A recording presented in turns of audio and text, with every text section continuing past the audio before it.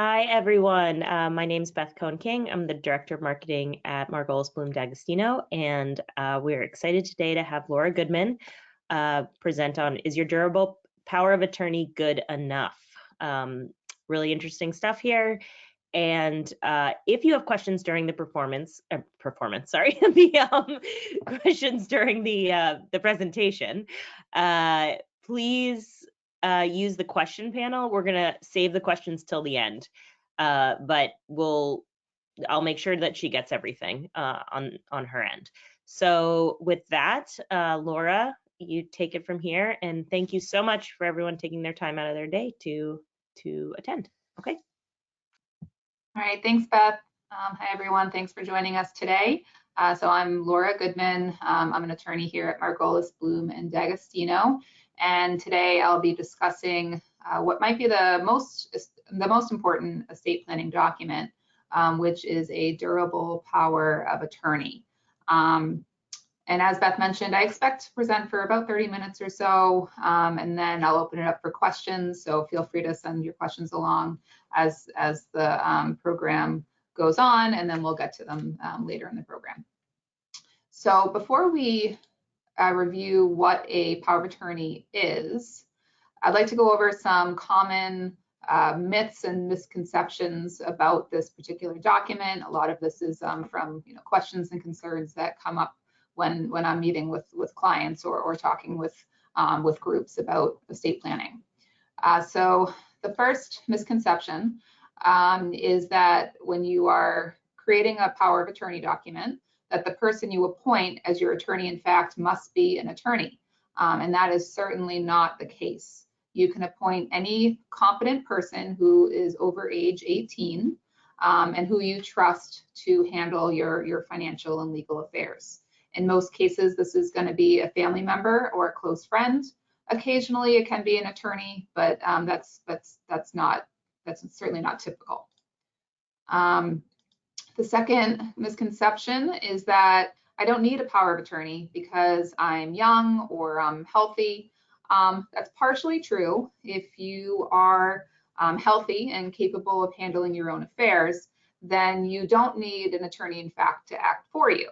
However, in order to create a power of attorney document, you must be of sound mind and have legal capacity to do so.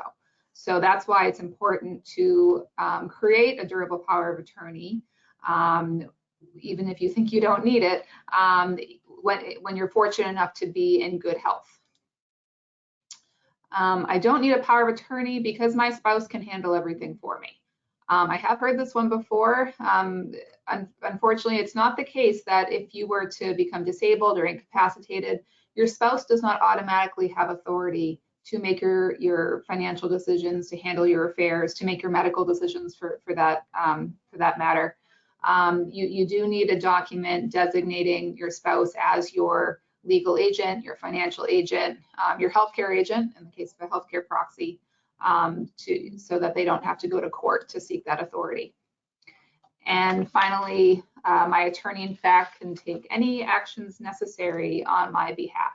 That's not exactly true, and that's what we're going to get into a bit in this presentation. The powers your attorney in fact has depends on the type of power of attorney document you have and how comprehensive it is. And there are also some limitations on what a power of attorney can do. So there are some things that you actually cannot, some powers you cannot grant to a power of attorney. Okay, so let's back up a little bit and review what a durable power of attorney is. So this is a legal document. It's an estate planning document in which a principal, who is the person who's creating the document, appoints an agent, which is often referred to as an attorney in fact, to make their financial and legal decisions on the principal's behalf.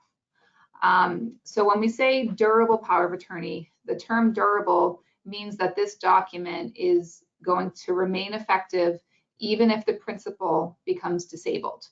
And there are different variations of a durable power of attorney. Most commonly, a durable power of attorney is immediate. This means that the powers you grant to your attorney in fact take effect immediately when you sign the document. even if you still have capacity or still competent to act on your behalf, you are immediately granting those financial and legal powers to your attorney in fact. Another type of power of attorney is a springing power of attorney. This power of attorney springs into effect only if the principal is disabled or incapacitated. So in order for the attorney in fact to use this document, you would they'd need to have evidence of your disability. So typically that is a written opinion of a medical provider. It could be a court order adjudicating you as incapacitated.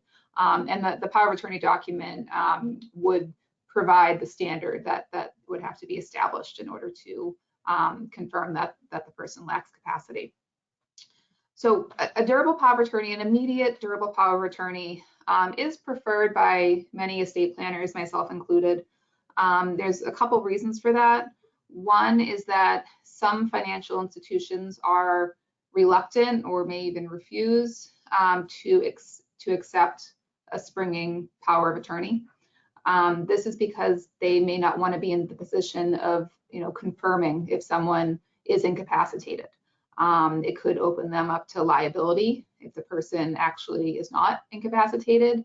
It could they could wind up in the middle of litigation over that if the principal is challenging the attorney in fact's determination of their disability. So we have seen, unfortunately, that some banks and institutions simply will not honor a springing power of attorney. It's also more inconvenient. It's harder to use because you do need that additional evidence of disability in order to be able to use it. Another reason I don't prefer a springing power of attorney is that often the client who wants to create this type of power of attorney is doing so because they want to be protected, which I understand, and they want to make sure that their agent is not going to use this power of attorney improperly while they are still competent and while they're not, consenting to them using it. And I fully understand that concern.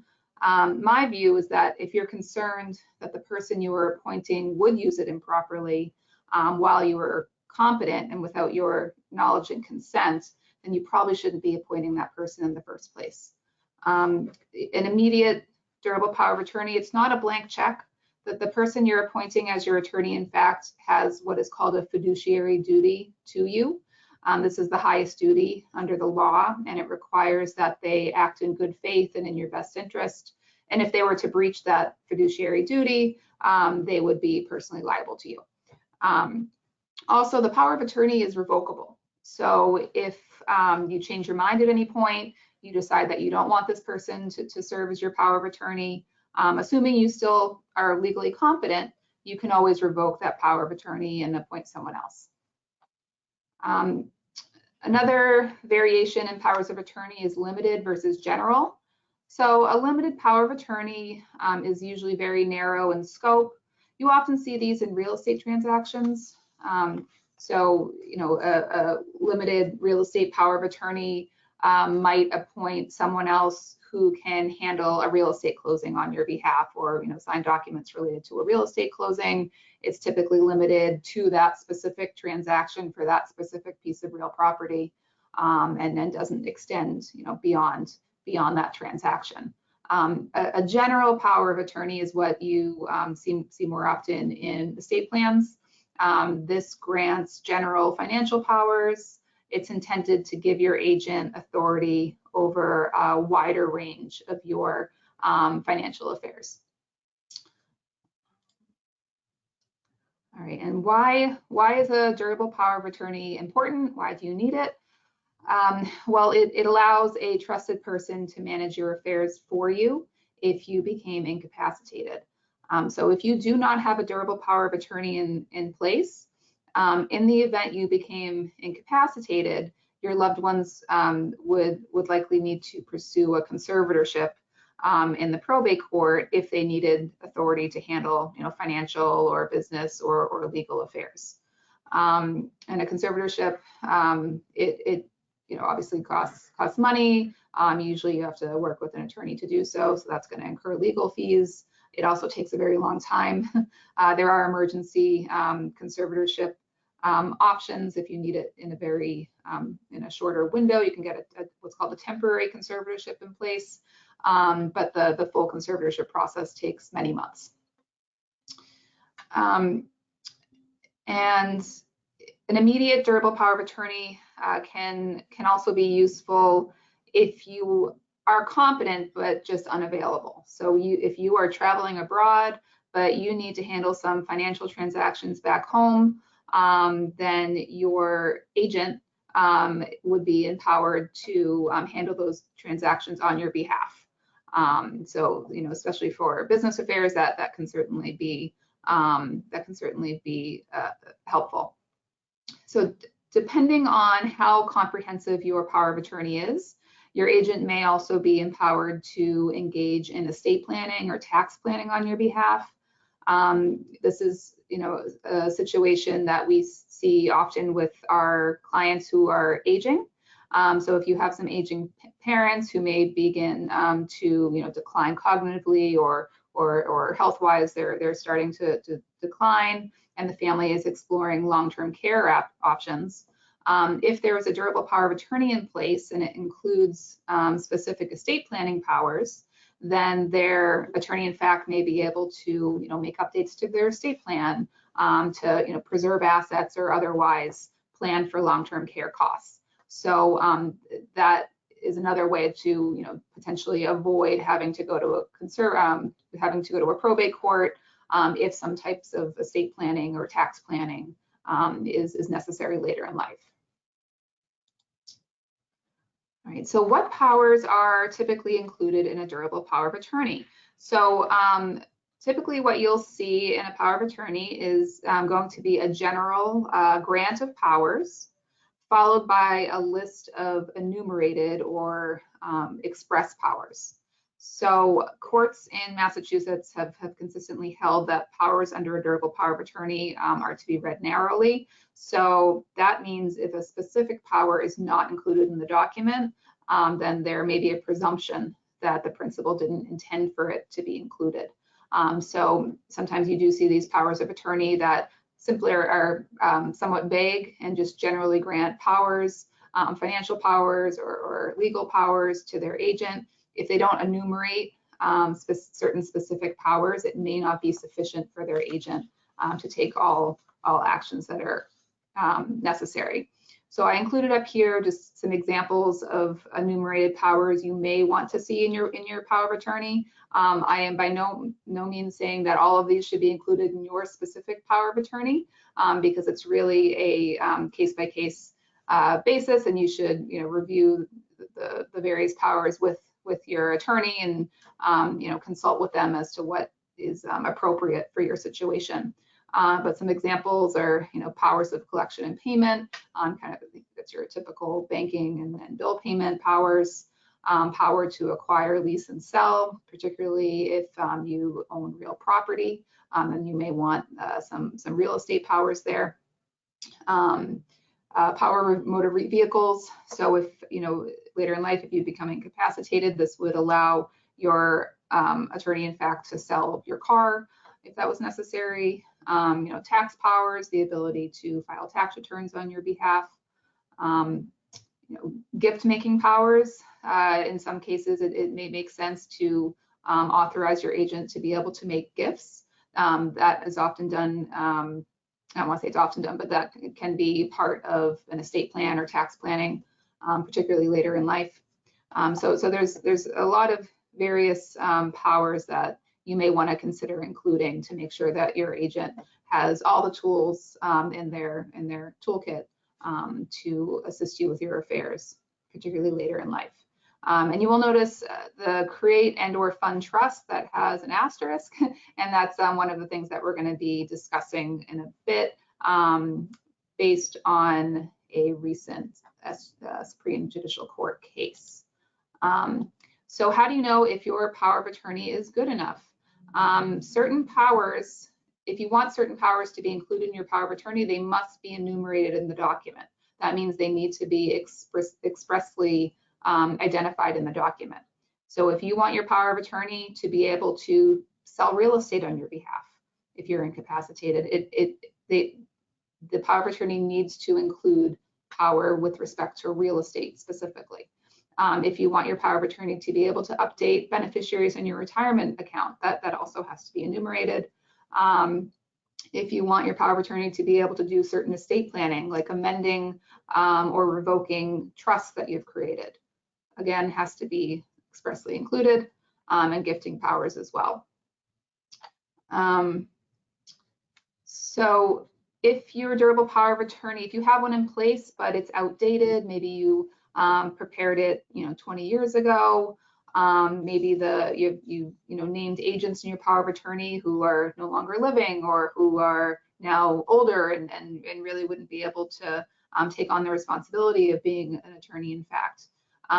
You should review your power of attorney every few years and confirm that the agents that you have listed are still able and willing to serve in that role. If possible, we recommend that you have at least one alternate agent designated in the document. So if the primary person that you've appointed is unable to serve, an alternate is available without having to jump through too many hoops.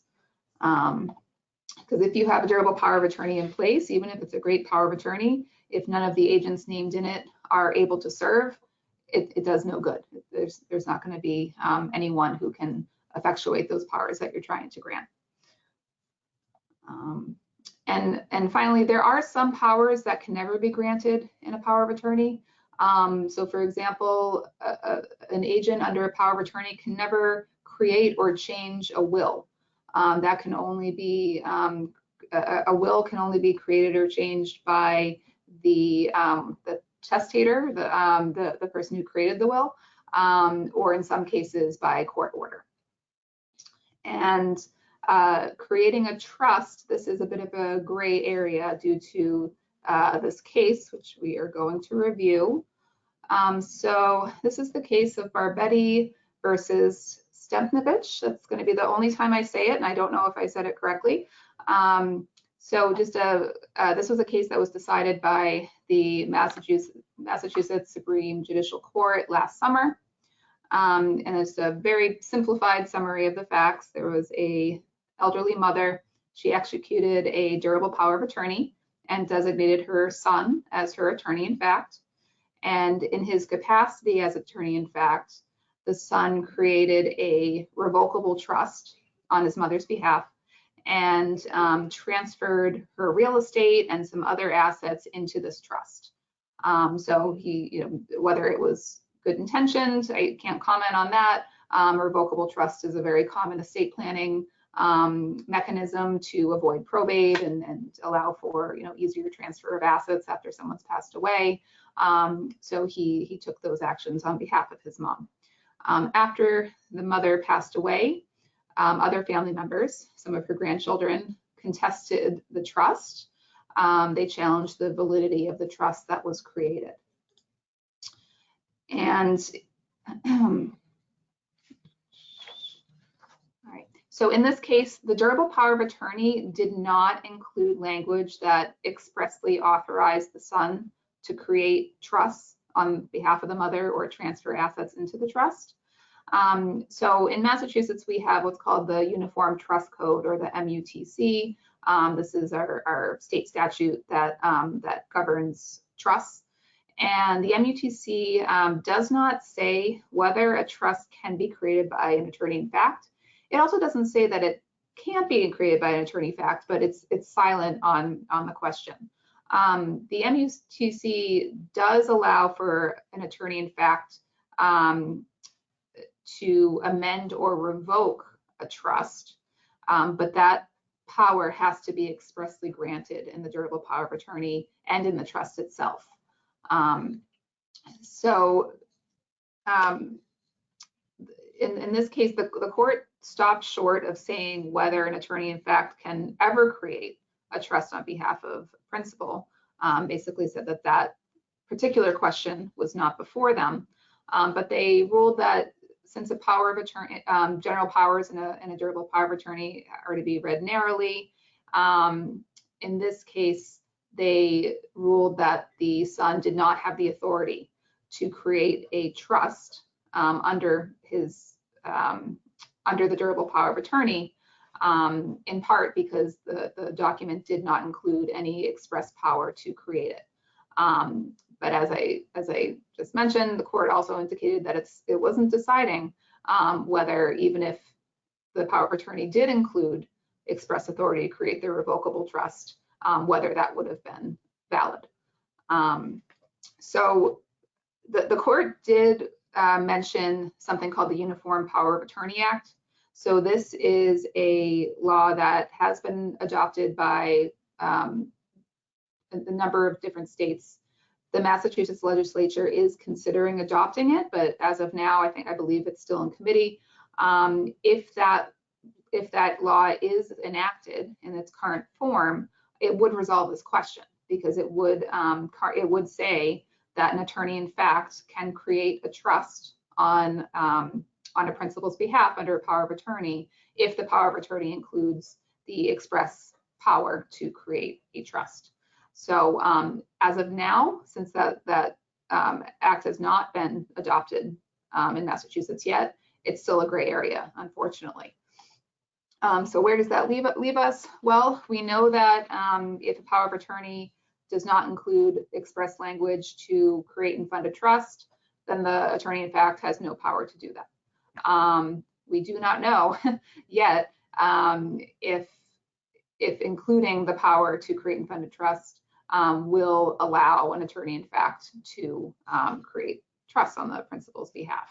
And until we either have, until that Uniform Power of Attorney Act is adopted, if it is, or until additional case law comes down addressing that specific question, I expect that will continue to be a gray area. So, certainly in terms of our advice to clients, I think they need to be aware of the gray area so that they can make an informed decision and determine whether, kind of assess the risks of creating a trust under a power of attorney where that express power is evident.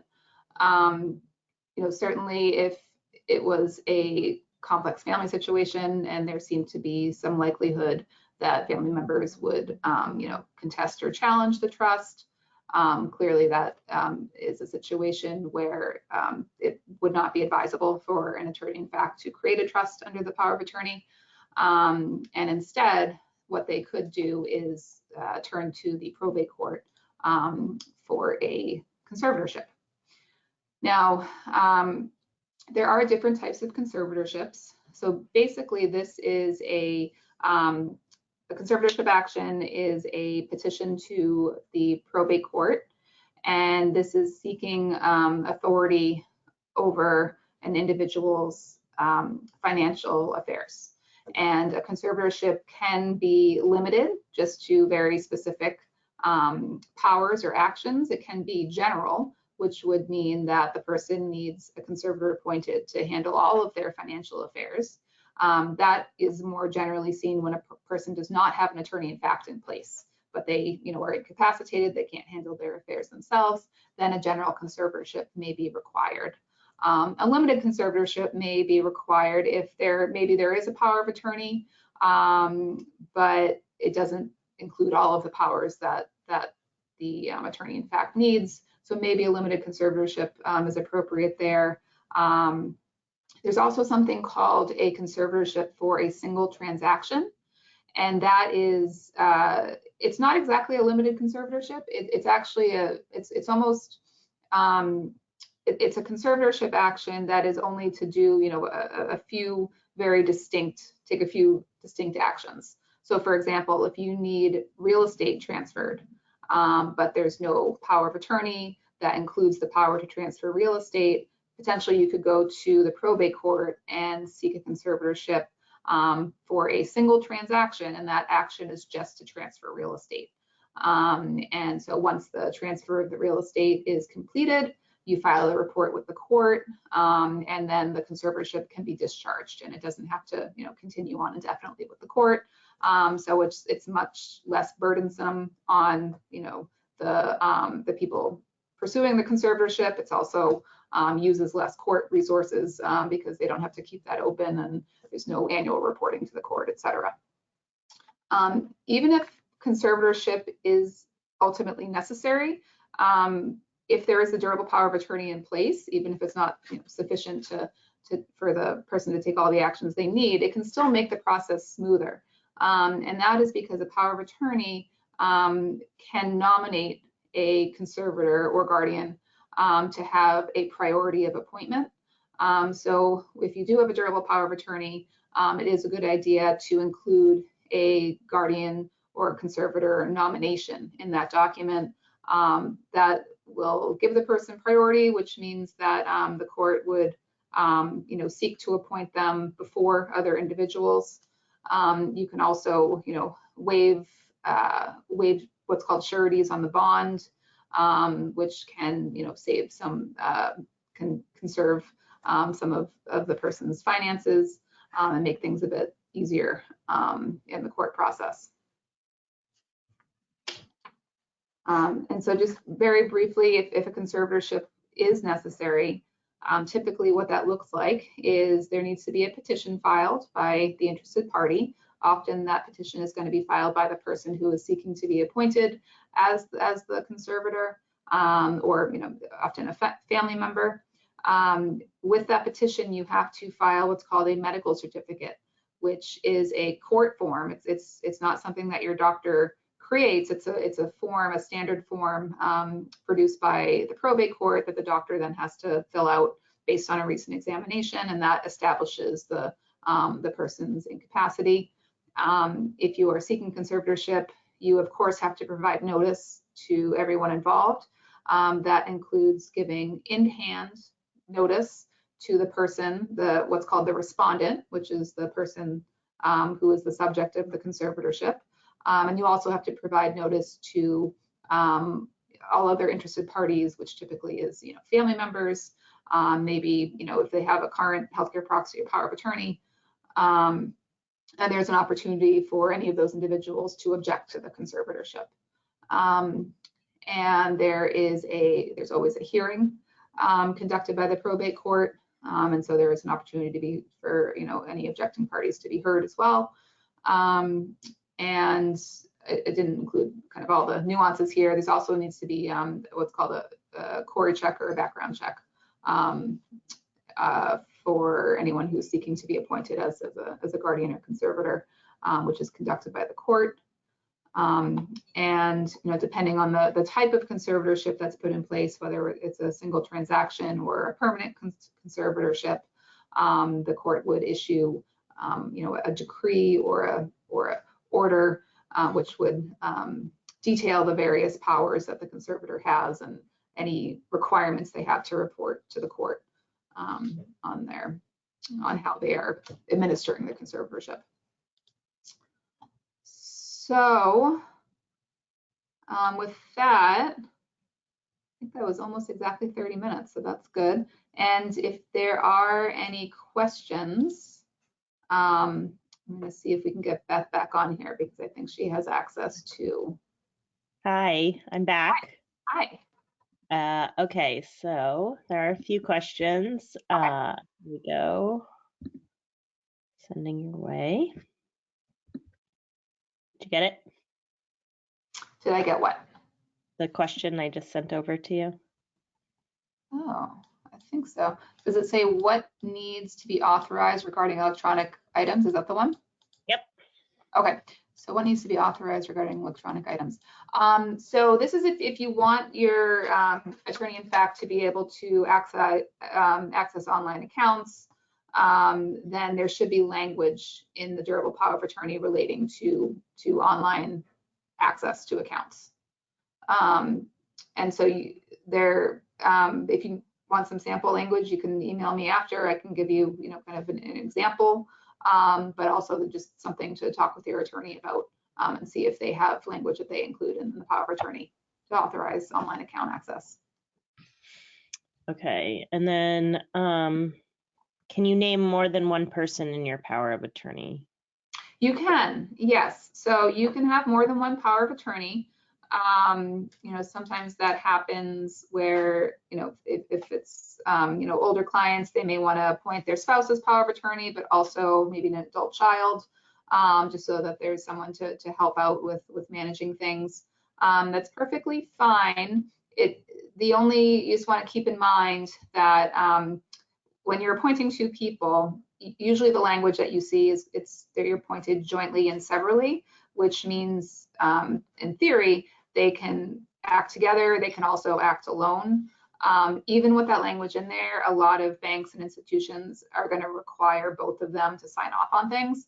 So if you have one power of attorney, or sorry, one attorney in fact who lives in California and one's here in Boston, practically that can, create some time lags and some problems if they kind of have to all sign off on everything. But you absolutely can have more than one. The most I've seen is 4. I don't think I would recommend that necessarily. In that case, it was a close-knit family, and everyone wanted to be involved, which is fine, but it kind of gets to be a too many cooks in the kitchen situation. So I'd say 2 is fine. More than that, want to think about the practical implications of that. Okay. I am named in my mother's attorney in fact, but she lives across the country, and it would be easier for my sister to act as her power of attorney instead. Can I sign over my rights to my sister?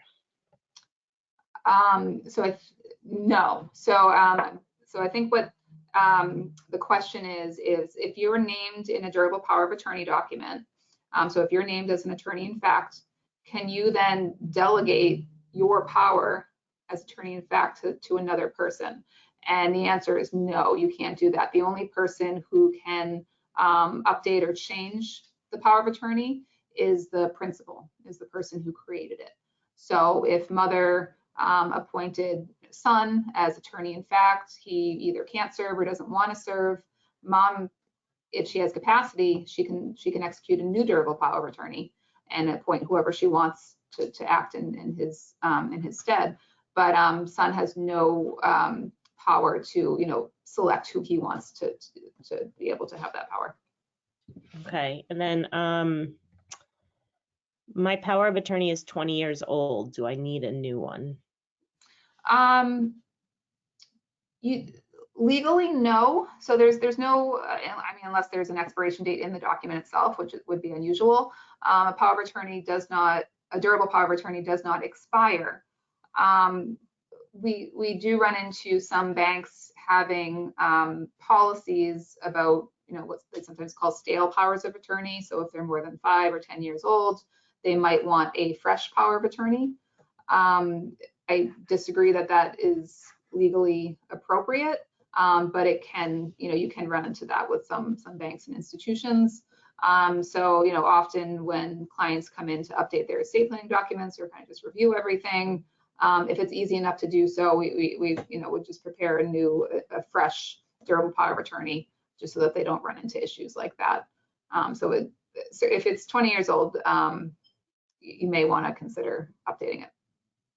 Okay, that is all I'm seeing for now. So Laura, awesome. Thank you so much. For everyone who is listening, or if you know of anyone who missed it, we are going to have a recording of this available.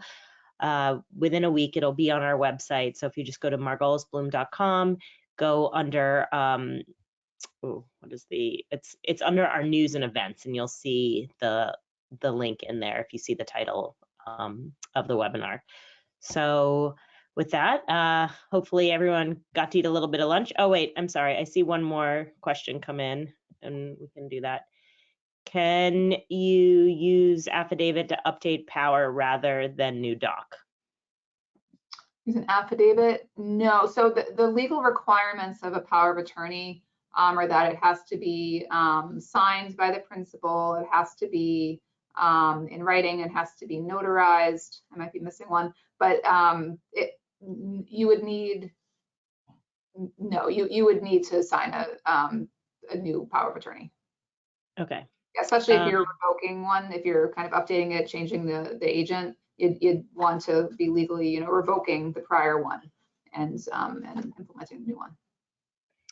Okay. All right. Sorry. I threw that in the last minute. But with that, Laura, thank you so much. Again, recording will be available within a week. We'll also send up emails with the links. So if there's anything you missed, you can go back and check it out. And I think if you have any other follow-up questions, Laura had put her email up there, so please feel free to reach out. With that, enjoy the rest of the day. Hope you got some lunch in, and we'll see you for the next one. All right. Take care. Thank you, Laura.